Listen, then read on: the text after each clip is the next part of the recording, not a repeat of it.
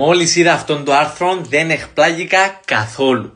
Πώς τα επεξεργασμένα φαγητά αυξάνουν τον κίνδυνο να έχεις κάποια χρόνια νόσο.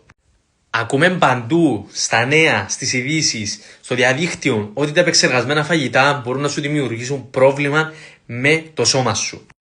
Ωστόσο, το πρόβλημα δεν είναι μόνο να βάλεις βάρος. Guys, έχουμε πολλά σοβαρό πρόβλημα. Μιλούμε τώρα ότι αν τρώεις επεξεργασμένα φαγητά σε μεγάλες ποσότητες και καθημερινά, μπορεί να πάθεις διαβήτη, μπορεί να πάθεις καρδιαγγειακά προβλήματα, μπορεί να πεθάνεις και πιο γλυόρα. Πόσο μεγάλη ηρωνία είναι το γεγονός ότι βρισκόμαστε στην εποχή όπου η τεχνολογία είναι στην καλύτερη τη φάση, μπορεί να βρεις δηλαδή οτιδήποτε τρόφιμο και υγιεινή διατροφή υπάρχει, ενώ παράλληλα τα επίπεδα της παχυσαρκίας είναι στα πιο ψηλά.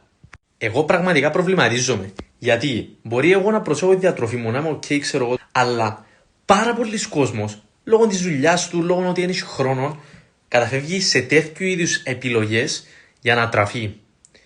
Φτωχή διατροφή, χωρίς βιταμίνες, χωρίς πρωτεΐνη, χωρίς τίποτε, ενώ παράλληλα, αν κάνει μια σωστή διατροφή, μπορεί να μην τρώει πολύ χρόνο μέσα στην κουζίνα, να πιάνει τις βιταμίνες που χρειάζεται και γιατί όχι να πετύχει ζωή που θέλει με το σώμα του. Οπότε, αν είσαι έναν φίλο τον οποίο αγαπάς πάρα πολλά και θεωρείς τον ότι συνέχεια τρώει πίτσες, μπέρκερ, ζάχαρη, ντόνατ, κουμάδες και θέλεις να τον βοηθήσεις, στείλ' του το βίντεο γιατί ίσως πραγματικά μπορεί να του σώσει τη ζωή του.